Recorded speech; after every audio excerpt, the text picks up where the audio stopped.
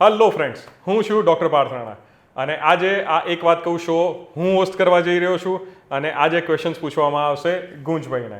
આજે આપણે જે છે એ ડિસ્કસ કરવા જઈ રહ્યા છે એક કોમન પોઈન્ટ ડાયાબિટીસ વિશે. હવે ડાયાબિટીસ તમને બધાને ખ્યાલ જ હશે અને એઝ અ કોમન મેન જો આપણે જોઈએ તો ગુંજભાઈને આજે ડાયાબિટીસ વિશે કેટલી ખબર છે એ આપણે બધા જાણીશું. તો હવે આપણે ચાલુ કરીએ છીએ આપણા રેપિડ ફાયર ક્વેશ્ચન્સ. સો ડાયાબિટીસ શું છે? બ્લડ શુગર વધી જાય તે. તો આ જે શુગર એનો મતલબ ખાંડ. ખાંડ જ ને? ખાંડ નહીં? તો નોર્મલ ડાયાબિટીસ જે છે એ કેટલો હોવો જોઈએ? મોઢે તો નથી પણ 200 ની આજુબાજુ હોય તો નોર્મલ કહેવાય. કઈ કઈ વસ્તુથી જે આ બ્લડ શુગર જે છે એ વધી જાય છે? ગળ્યું ખાવાથી, ચોકલેટો ખાવાથી, ડિઝર્ટ ખાવાથી અને ઘણી વખત ખમણ ખાવાથી બી વધતું હોય છે નાયલોન વાળું. અને જો બ્લડ શુગર આ વધી જશે તો તમને કઈ રીતે ખબર પડશે? જો બ્લડ શુગર ઓછું થઈ જાય એ તો ખબર પડતી જ હોય છે કે આમ બોડી લૂઝ થઈ જાય, બીપી લો થઈ જાય, પણ બ્લડ શુગર વધી જાય તો કેવી રીતે ખબર પડે? મને નથી ખબર. અને આ ડાયાબિટીસ જે છે એ કયા કયા ઓર્ગનને અસર કરી શકતું હોય છે? ડાયાબિટીસ વધારે રહેતું હોય તો કિડની, લીવર અને આંખો, આઈ થિંક આ 3ને અસર કરે છે. હું જો આ બધા ક્વેશ્ચન મેં તમને જે પૂછ્યા છે હું એમ કહું કે આ બધાના આન્સર જે છે એ ખોટા છે તો તમે શું કહેશો? શોક થઈ જઈશ, સરપ્રાઈઝ થઈ જઈશ.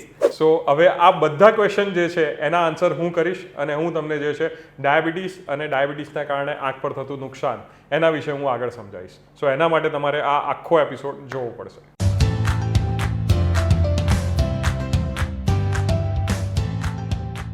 એક વાત કહું, આપનું સ્વાગત છે. મારું નામ છે ગુંજ ઠક્કર અને thank you so much sir, તમારી સાથે રેપિડ ફાયર કરવાની મને બહુ જ મજા આવી. સરપ્રાઈઝ હું ખૂબ થઈ ગયો કે મારા બધા જવાબો ખોટા નીકળ્યા. એ બધા સવાલો હું ફરીથી તમને પૂછીશ, પણ એની પહેલાં તમને યાદ કરાવી દઉં કે મારી જોડે જે બેઠા છે એ છે કોણ? ડૉક્ટર પાર્થ રાણા, એક આઈ સર્જન છે નેત્રાલય સુપર સ્પેશિયાલિટી આઈ હોસ્પિટલના.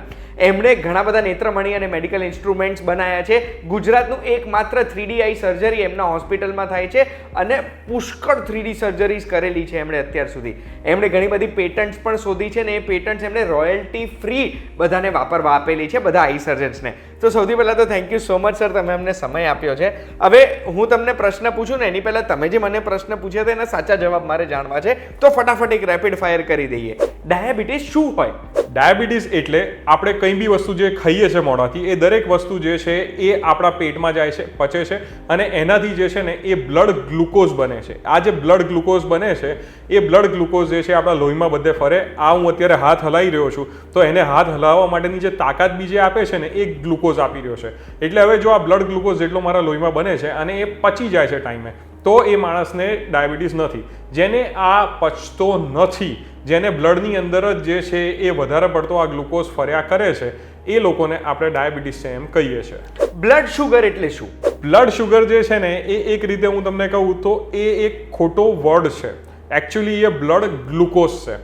જે આપણે જે છે એ શુગર વર્ડ જે છે ને નોર્મલી લોકોને સાદી ભાષામાં સમજાવવા માટે વાપરતા આવીએ છીએ. એટલે મોટા ભાગના લોકો જે છે ને એ એમ માની લે છે કે જેને કે આ જે ખાંડ જે છે એ જ શુગર, બરાબર છે. પણ એકચ્યુઅલી જે છે બ્લડ શુગર જો એને વર્ડ વાપર્યો હોય તો એનો મતલબ કે એ બ્લડ ગ્લુકોઝ માટે વાપરવામાં આવે છે, જે નોર્મલી જે છે એ ડાયાબિટીસના લોકોમાં વધી જતું હોય છે. નોર્મલ ડાયાબિટીસ કેટલું હોવું જોઈએ? નોર્મલ ડાયાબિટીસ જે છે એ અલગ અલગ ટાઈમે અલગ અલગ હોઈ શકે. એટલે જો જમ્યા પહેલાંનું આપણે જોતા હોઈએ તો એ 100થી નીચે હોવું જોઈએ અને જમ્યા પછીનું જો આપણે જોઈએ તો એ લગભગ 140થી નીચે હોવું જોઈએ. ડાયાબિટીસ વધારે રહે છે તો કયા અંગો ખરાબ થશે? ડાયાબિટીસ જે છે આપણા શરીરના ઘણા બધા અંગો પર અસર કરતું હોય છે, પણ એમાંથી જો મેક્સિમમ કોઈ અંગોમાં અસર કરતું હોય તો એ જે છે એક આંખ, બ્રેઇન અને કિડની, આ 3 અંગો પર એ સૌથી મેક્સિમમ નુકસાન કરે છે. એના સિવાય લોહીની નળીઓ અને બીજી ઘણી બધી જગ્યાઓ પર એ નુકસાન કરતું હોય છે. આંખ ઉપર ડાયાબિટીસ અસર કરે છે તો આ આંખને કયા કયા રોગ થઈ શકે ડાયાબિટીસના લીધે? ડાયાબિટીસના લીધે જો આપણે આંખની અંદર વાત કરીએ તો એ મલ્ટિપલ અલગ અલગ જગ્યાએ ડેમેજ કરતું હોય. એવું ના હોય કે જેને ડાયાબિટીસ આંખ પર નુકસાન કરતું કોઈ બી એક જ જગ્યાએ અસર કરે છે. એ આંખની અંદર જે છે એ ઝામર કરી શકતું હોય, એટલે જેને આપણે મેડિકલ લેંગ્વેજમાં ગ્લાકોમા કહેતા હોઈએ કે આપણે સાદી ભાષામાં ગુજરાતીમાં એને ઝામર કહીએ. બીજું જે છે આંખની અંદર મોતિયો અલગ ટાઈપનો કરી શકતો હોય છે, જે ડાયાબિટીક કેટરેક્ટ આપણે એને કહેતા હોઈએ. સાથે જઈને એ આંખના પડદા પર પણ નુકસાન કરી શકતું હોય છે, જેને આપણે ડાયાબિટીક રેટિનોપેથી, એટલે ડાયાબિટીસના કારણે આંખના પડદા પર થતું નુકસાન, જેને આપણે ડાયાબિટીક રેટિનોપેથી કહીએ છીએ. હવે સર, આ ડાયાબિટીક રેટિનોપેથી એક્ઝેક્ટલી હોય શું? થતું શું હોય છે એમાં? ડાયાબિટીક રેટિનોપેથી એ શું છે કે જેને ડાયાબિટીસના કારણે આંખના પડદા પર અલગ અલગ લેવલ પર જે છે ને નુકસાન થતું હોય છે. જો સિમ્પલી હું સમજાવું તો ડાયાબિટીસ શું કરે છે કે આપણી જે શરીરની બધી લોહીની નળીઓ હોય ને એને અંદરથી કોતરી નાખતું હોય. હવે આપણા શરીરમાં જે સૌથી નાનામાં નાની સૌથી નાજુક લોહીની નળીઓ કોઈ હોય ને તો એ આંખની અંદર આંખના પડદા પર હોય છે. એટલે આ જે આંખના પડદા પરની લોહીની નળીઓ હોય એ બહુ ઝીણી હોય, બહુ નાજુક હોય, જે અંદરથી કોતરાઈ જાય. અને એ અંદરથી કોતરાઈ જાય એટલે એમાંથી શરૂઆતમાં જે છે પાણીને લીક થવામાં આવે. પાણી જે લીક થતું અને શરીરમાં કોઈ બી જગ્યાએ પાણી ભરાય જેને આપણે સાદી ભાષામાં સોજો કહીએ. અને વધારે પડતું જ્યારે જે છે એ વધારે કોતરાઈ જાય તો એ પાણીની જગ્યા પર ટોટલ બ્લડ જ ત્યાંથી લીક થવા લાગે. અને જો બ્લડ લીક થવા લાગે એ આપણે શરીરમાં કોઈ બી જગ્યાએ બ્લડ એક્સ્ટ્રા ભરાઈ ગયું હોય એને આપણે હેમરેજ કહેતા હોઈએ. એટલે એ આંખની અંદર સોજા પણ કરી શકે છે અને આંખમાં હેમરેજ પણ કરી શકે છે. અને આગળના સ્ટેજમાં જતાં એ ઘણું બધું નુકસાન, જેમ કે આંખનો પડદો ખસી જવો કે પછી જઈને આંખની અંદર જે છે ટોટલ વિઝન બંધ થઈ જવું, ઘણા બધા નુકસાન એ કરી શકતું હોય છે. તો સર, આ ડાયાબિટીક રેટિનોપેથીના લક્ષણો શું હોય? આ બીમારી તો મને બહુ ઘાતક લાગી રહી છે. આ બીમારી વિશે આજે આપણે કેમ ડિસ્કસ કરી રહ્યા છીએ? કારણ કે મોટા ભાગના કેસીસ જે શરૂઆતમાં જ્યારે ડાયાબિટીક રેટિનોપેથી ચાલુ થાય છે ત્યારે આની અંદર કોઈ પણ જાતના કોઈ પણ સિમ્ટમ્સ હોતા નથી. મોટા ભાગના કેસીસ જ્યારે મારી પાસે પહોંચે છે એ હંમેશા એડવાન્સ સ્ટેજીસમાં હોય છે. એનું કારણ છે કે દ્રષ્ટિમાં ઓછું ત્યારે જ થાય જ્યારે આનો એડવાન્સ સ્ટેજ આવે. એટલા માટે જે છે આપણે આજે આ એપિસોડ કરી અને બધા લોકોને જે છે જણાવી રહ્યા છે કે ડાયાબિટીક રેટિનોપેથીના અર્લી સ્ટેજીસ જેની અંદર કોઈ નુકસાન નથી એવા સ્ટેજમાં જ્યારે મારી પાસે પેશન્ટ આવે તો હું પેશન્ટનું સારું વિઝન આખી જિંદગી ટકાવી શકતો હોઉં છું. તો હવે મારો સવાલ એ જ છે કે અગર કોઈ પણ પેશન્ટ છે ડાયાબિટીસના અને એમને ડાયાબિટીસ રહેતું હોય તો આંખોનું ધ્યાન રાખવા માટે એમને શું કરવાનું અને કઈ રીતે આપણે ડાયાબિટીક રેટિનોપેથીને વહેલું પકડી શકીએ છીએ? સૌથી પહેલી વસ્તુ, ડાયાબિટીસ કંટ્રોલ કરવાનું. ડાયાબિટીસ કંટ્રોલ જે છે એ આપણે કરવો એટલે જરૂરી છે કે ડાયાબિટીસ જો કંટ્રોલ નહીં હોય અને તમે ખાલી જો આંખની જ ટ્રીટમેન્ટ કરાવતા રહેશો તો હું નહીં, આ દુનિયાના કોઈ બી ડૉક્ટર જે છે એ એમાં મદદ કરી નહીં શકે. અને આજકાલ બહુ એડવાન્સ ટેકનોલોજી આવી છે જેને કહેવાય છે કન્ટિન્યુઅસ ગ્લુકોઝ મોનિટર, CGM. તો આ CGM જે છે એ તમે લગાવી અને તમારા આખા દિવસનો કન્ટિન્યુઅસ શુગર જે છે મોનિટર કરાવી શકો છો. દર મિનિટનો શુગર મપાય 14 દિવસ સુધી. એ સિંગલ એક પેચ જે હાથ પર કે પેટ પર લગાવવામાં આવે છે એનાથી 14 દિવસ સુધીનો દર મિનિટનો શુગર મપાય છે. અને જો એક વખત ડાયાબિટીસ કંટ્રોલ થયો તો હું આંખની ટ્રીટમેન્ટ જે કરવાની છે બહુ સારી રીતે તમને કરી આપી શકતો હોઉં છું. શરૂઆતનું જે છે એ કોઈ બી માણસને જ્યારે પહેલી વખત ડાયાબિટીસ પકડાય છે ત્યારે જઈને એણે એનું રેટિનાનું ચેકઅપ કરાવવું જરૂરી છે. કારણ કે ડાયાબિટીસમાં પણ મેં જેમ કીધું એમ ડાયાબિટીસ વધી જાય છે ત્યારે એના કોઈ શરૂઆતના સિમ્ટમ્સ હોતા નથી. જેમ આજે બીપી વધ્યું તો આપણને ખબર છે કે ચક્કર આવશે, તાવ આવ્યો તો આપણને ખબર છે કે શરીરની અંદર કપકપી થશે, તમને થાક લાગશે. ડાયાબિટીસ વધી જાય તો એના સિમ્ટમ્સ શું છે? કોઈ જ નહીં. એટલે ડાયાબિટીસ જ્યારે તમને પહેલી વાર પકડાયો તો તમને કેટલા લાંબા ટાઈમથી ડાયાબિટીસ હશે એ કોઈ ડૉક્ટર તમને કહી શકતો નથી. પણ તમે જો રેટિના ચેક કરાવવા આવશો ને તો રેટિના પર જો નુકસાન હશે તો એનું મતલબ કે તમને બહુ લાંબા ટાઈમથી જે છે એ ડાયાબિટીસનું નુકસાન ચાલી રહ્યું છે. એટલે જ્યારે ડાયાબિટીસ પકડાય છે ત્યારે સૌથી પહેલા જ દિવસે, જે દિવસે તમને ડાયાબિટીસ પકડાયો છે એ દિવસે તમારે રેટિના એક વખત ચેક કરાવવું જરૂરી છે. સર, એક વખત કોઈ વ્યક્તિ તમારી પાસે આવે છે તો આ રેટિનોપેથી છે એ નિદાન કઈ રીતે થાય છે? ડાયગ્નોઝ કઈ રીતે કરો છો? સો તમને કોઈ ખબર છે કે આપણા શરીરની અંદર કોઈ બી અંગ એવું હોય કે જે પારદર્શક હોય? તમે કહી શકો છો? પારદર્શક અંગમાં તો આંખો સિવાય એકે નથી લાગતું મને. સો આપણા શરીરમાં બધી જગ્યાએ ચામડી છે. ચામડીની આરપાર આપણે જોઈ ના શકીએ કારણ કે એની અંદર અમુક પિગમેન્ટ્સ આવતા હોય. પિગમેન્ટ્સની આરપાર આપણે જોઈ ના શકતા હોઈએ. હવે આંખ જે છે ને એની અંદર આંખના આગળના ભાગમાં કોર્નિયા આવે જે પારદર્શક હોય. એની પાછળ આંખની અંદર લેન્સ આવે એ પારદર્શક હોય. એની પાછળ વિટ્રસ જેલ આવે જે પારદર્શક હોય અને એની પાછળ રેટિના આવે. રેટિના પણ જે છે એ સેમી ટ્રાન્સપરન્ટ હોય. એટલે આ આંખ જે છે ને એ બહુ યુનિક સિસ્ટમ જે છે ને એ કુદરતે બનાવેલું છે. બધા લોકો એમ કહે કે ડૉક્ટર જે છે ભગવાનને નથી માનતા, પણ જે લોકોએ આંખ વિશે ભણ્યા હોય ને એ બધા માની જાય કે ભગવાન હશે ને તો જ એમણે બનાવી શક્યા હશે. હવે આંખમાં જે આ નિદાન કરવાની તમે વાત કરીને એ આપણે કેમ ઇમ્પોર્ટન્ટ હોય છે કે આજે કિડનીમાં પ્રોબ્લેમ થઈ, બ્રેઇનમાં પ્રોબ્લેમ થઈ, બધી જગ્યાએ જે છે ડાયાબિટીસ પ્રોબ્લેમ કરી રહ્યું છે તમને, પણ તમારે બધી જગ્યાએ જોવા માટે અલગ અલગ ઇન્વેઝિવ મેથડ્સમાં જવું પડે. કે જેમ કોઈ સિટી સ્કેનમાં, MRIમાં કે બીજા કશામાં જાઓ તો તમને ખબર પડે, બ્લડ રિપોર્ટ કરાવો તો તમને ખબર પડે. પણ આંખ એકમાત્ર એવું અંગ છે કે જેને હું આગળથી પાછળ સીધું જોઈ અને હું કહી શકું છું કે આની અંદર કંઈ પ્રોબ્લેમ છે કે નહીં. મારે કોઈ ઇન્વેઝિવ વસ્તુમાં જલ્દી જવાની જરૂર પડતી નથી.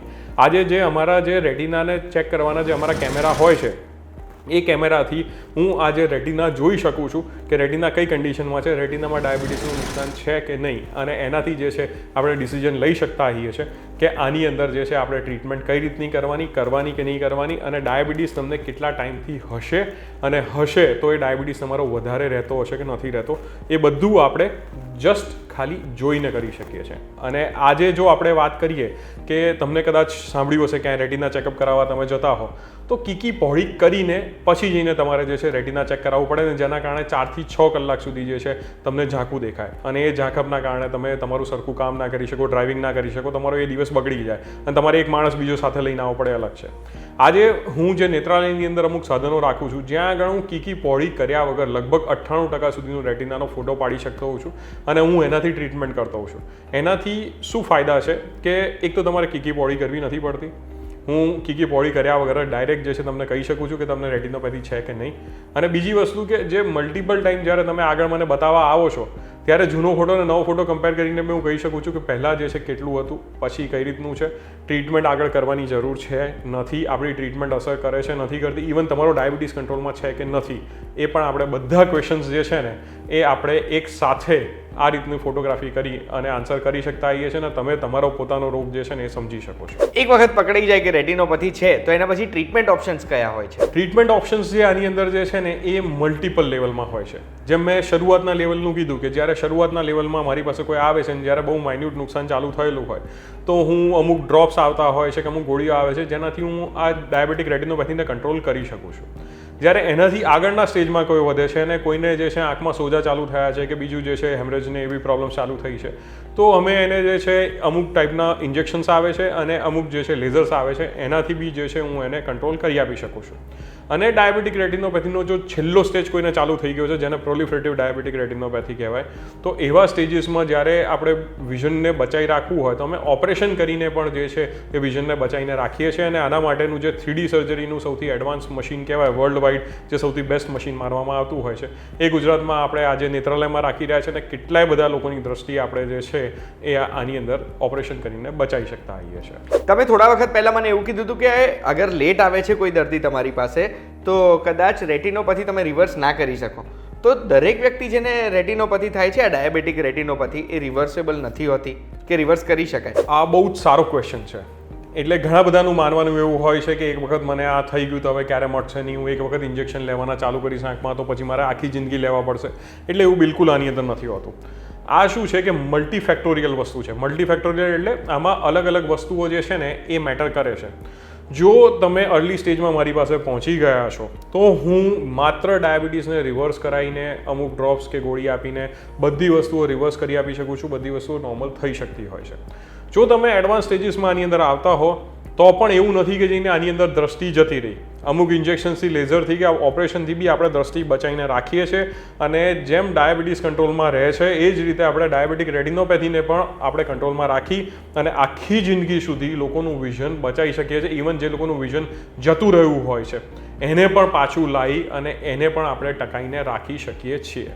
તો સવાલ એ છે કે શું એ દરેક વ્યક્તિ જેમને ડાયાબિટીસ હોય બધાને ડાયાબિટીક રેટિનોપેથી થાય? ના, બિલકુલ એવું નથી. દરેક વ્યક્તિને ના થાય, પણ જે લોકોને લાંબા ટાઈમથી ડાયાબિટીસ છે એમને ડેફિનેટલી થવાના ચાન્સીસ હોય છે. ઘણા બધા લોકોને સ્ટાર્ટિંગ ફર્સ્ટ ડે જ્યારે ડાયાબિટીસ ડિટેક્ટ થયો છે એ દિવસથી પણ ડાયાબિટીક રેટિનોપેથી ચાલુ હોય છે. ઘણા બધા લોકોને 15-20 વર્ષે પણ ડાયાબિટીક રેટિનોપેથી ચાલુ થતી નથી. પણ તમને ખબર કઈ રીતે પડશે? કારણ કે એના શરૂઆતના સ્ટેજમાં તો સિમ્ટમ નથી. સો એક જ રસ્તો છે, જો જાણવું હોય કે તમને ડાયાબિટીક રેટિનોપેથી છે કે નહીં તો તમારે એક વખત તમારું રેટિના ચેક કરાવવું કમ્પલસરી છે. બસ તો આ ચેકવાળી જ વાત છે મારે કે અગર કોઈને ડાયાબિટીસ છે તો કેટલો રેગ્યુલરલી આંખો ચેકઅપ કરાવવી જોઈએ? સો આના પ્રોટોકોલ વિશે જો હું તમને કહું તો ફર્સ્ટ ડે મેં રિપીટેડલી હું આ વસ્તુ એટલે કહી રહ્યો છું કે ઘણા બધા લોકોને ફર્સ્ટ ડે જે દિવસે એમને ડાયાબિટીસ ડિટેક્ટ થાય છે ત્યારે ફર્સ્ટ ડે પર જ એમને જે છે એ ડાયાબિટીક રેટિનોપેથી ચાલુ હોય છે. એટલે ફર્સ્ટ ડે પર જ તમને જ્યારે ખબર પડી કે ડાયાબિટીસ છે ત્યારે જઈને એક વખત રેટિનાનું ચેકઅપ કરાવવું જોઈએ. એના પછી જો ડાયાબિટીક રેટિનોપેથી કોઈને ચાલુ થઈ છે એવી ખબર પડે છે અને જો અર્લી સ્ટેજીસમાં છે તો એમને દર 3 મહિને જે છે ચેકઅપ કરાવવું જોઈએ. અને જે લોકોને એડવાન્સ સ્ટેજમાં છે કે જ્યાંથી વિઝન ગુમાવવાનો જો છે એમને ચાન્સીસ હોય તો એ લોકોને અમે જે છે મહિને જે છે બોલાવી અને એના ચેકઅપ કરાવવાના અમે કહેતા આવીએ છીએ. સર, ડાયાબિટીક રેટિનોપેથીને લઈને કોઈ ગેરમાન્યતાઓ હોય છે લોકોને કશી? બિલકુલ. આમાં સૌથી પહેલી ગેરમાન્યતા જે આપણે રૂટીન છે કોઈ બી રોગ માટે હોય, આજે જો કોઈને દેખાવામાં ઝાંખપ આવી તો સૌથી પહેલાં એ ડૉક્ટરને પૂછવાની છે, એ એના પડોશીને કે એના જે છે કોઈ બીજા રિલેટિવને પૂછી અને વાત કરશે. મોટા ભાગના કેસીસ જે મારી પાસે આવે છે એ લોકોને હું પૂછું કે જઈને તમારે દ્રષ્ટિ આટલા ટાઈમથી ઓછી છે તો તમે બતાવવા કેમ ના આવ્યા? એકમાત્ર કારણ, સાહેબ અમને તો જે છે એમ લાગ્યું કે અમારા પડોશીને મોતિયો હતો, એમને ઝાંખપ આવેલી હતી, એમણે મોતિયાનું ઓપરેશન કરાવ્યું ને ઠીક થઈ ગઈ. સો અમે તો મોતિયાનું ઓપરેશન કરાવવાની રાહ જોતા હતા. મોતિયાના ઓપરેશન કરાવવા માટે અમે જ્યારે ડૉક્ટર પાસે ગયા એમણે કીધું કે જેને કે તમને બીજી કોઈ તકલીફ છે અને પછી અમે આવ્યા ને એ લોકો આ રાહ જોતા આવ્યા. આ એ સૌથી મોટી ગેરમાન્યતા છે કે આંખમાં મોતિયા સિવાય કંઈ વસ્તુ થઈ ના શકે. એટલે પ્લીઝ કોઈને બી જે છે જેમને ડાયાબિટીસ છે ને એમને ઝાંખપ આવતી હોય તો એમને એક વખત એમના ડૉક્ટરને પહેલું જઈને બતાવી દેવાનું. ડૉક્ટર એમ કે રેટિનોપેથીના કારણે વિઝનનો પ્રોબ્લેમ નથી તો કોઈ વાંધો નથી. બીજી વસ્તુ એ છે કે ઘણા બધા લોકોને ડાયાબિટીક રેટિનોપેથીના કારણે ઇન્જેક્શન્સ લેવા પડે છે. હવે જ્યારે અમે ઇન્જેક્શન્સ માટે એક્સપ્લેન કરીએ તો લોકો એમ કહે કે જેને કે જો હું ઇન્જેક્શન એક વખત ચાલુ કરીશ તો મારે આખી જિંદગી લેતા રહેવું પડશે ને મારા ઇન્જેક્શન બંધ નહીં થાય. એ બહુ મોટી ગેરમાન્યતા છે. ઇન્જેક્શન્સથી અમે જે છે ડાયાબિટીક રેટિનોપેથીને કંટ્રોલ કરી આપીએ છીએ અને જો આગળ જતાં ડાયાબિટીક રેટિનોપેથી વધતી નથી, ડાયાબિટીસ કંટ્રોલમાં રહે છે તો એવા લોકોને ફરીથી જે છે જલ્દી ઇન્જેક્શનની જરૂર પડતી નથી હોતી. પણ અમુક લોકોની માન્યતા એવી હોય છે કે હું ઇન્જેક્શન ચાલુ કરીશ તો મારે આ ચાલુ જ રાખવા પડશે અને એના કારણે ઇન્જેક્શન લેતા નથી અને આગળ જતાં ઓપરેશન કરાવવું પડે છે અને એની અંદર પણ અમે દ્રષ્ટિ પાછી લાવી શકતા નથી. એટલે ક્યારે બી જો તમારા ડૉક્ટર તમારા ભલા માટે તમને કોઈ વસ્તુ કહેતા હોય તો એને જઈને આસપડોશવાળાને પૂછી અને એ માન્યતાઓ પ્રમાણે આગળ વધી અને કોઈ ખોટા રસ્તે ના જઈએ એ સારું છે. અને એના કરતાં પણ જે વધારે ખતરનાક વસ્તુ જે છે ને એ જે અમારી પાસે રૂટીન પેશન્ટ્સ આવે જ્યારે એમને ખબર પડે છે કે એમનું ડાયાબિટીસ કંટ્રોલ નથી રહેતું તો એ ઓલ્ટરનેટ મેડિસિન પર જતા રહે છે. ઓલ્ટરનેટ મેડિસિનનો મતલબ શું છે કે જઈને એ કોઈક બીજા બાબાની કોઈકની દવા છે કે કોઈક આયુર્વેદિક દવા છે કે બીજી, હું એમ નથી કહેતો કે બીજી કોઈ દવાઓ ખોટી હોય છે, પણ એ દવાઓ પછી તમારો શુગર વધે છે કે નથી વધતું, તમારો ડાયાબિટીસ વધે છે કે નથી વધતું એ તમે જે છે ને એ મેઝર નથી કરતા અને એના કારણે ઘણી વખતે ડાયાબિટીસ બહુ જ વધારે વધી જાય છે અને જે રેટિનોપેથી થોડું ઘણું જે આપણે ટીપાથી બીજા કશાથી કંટ્રોલ કરતા હોઈએ એ એડવાન્સ સ્ટેજમાં જતી રહે છે. એટલે ક્યારે બી તમે કોઈ પણ જાતની મેડિસિન તમે આજે ડાયાબિટીસ માટે તમે લઈ રહ્યા છો તો પણ જે નાનકડું મશીન આવે છે જેને આપણે ગ્લુકોમીટર કહેતા હોઈએ એ ઘરે લાવી અને ટાઈમ ટુ ટાઈમ જે ડાયાબિટીસ જે છે એને ચેક કરતા રહેવું એ સૌથી વધારે જરૂરી છે. ડૉક્ટર પાર્થ રાણા આપણી જોડે જોડાયા હતા. Thank you so much sir, તમે અમને સમય આપ્યો, દરેક પ્રશ્નનો જવાબ આપ્યો. નેત્રાલય સુપર સ્પેશિયાલિટી આઈ હોસ્પિટલથી જોડાયા હતા આપણી જોડે. આ વિડીયોમાં તમને ડાયાબિટીક રેટિનોપેથી કે પછી ડાયાબિટીસ કે પછી આંખોને લઈને ઘણા બધા પ્રશ્નોના જવાબ મળ્યા હશે. અગર કોઈ પણ પ્રશ્ન એવો છે જે તમને થાય છે તો તમે કમેન્ટમાં પૂછી શકો છો કે પછી ડિરેક્ટલી સ્ક્રીન ઉપર દેખાય છે નંબર ઉપર કોલ કરીને સરને પૂછી શકો છો. અને આ વિડીયોની માહિતી જો તમને ગમી છે તો આવી જ માહિતી જોવા માટે, આવી જ વિડીયોઝ જોવા માટે એક વાત કહું, જોતા રહેજો VTVGujarati.com પર. આપણે ફરી મળીશું. ધન્યવાદ. Thank you so much sir. આજે તો રેપિડ ફાયરમાં તમે મને પ્રશ્ન પૂછી લીધા.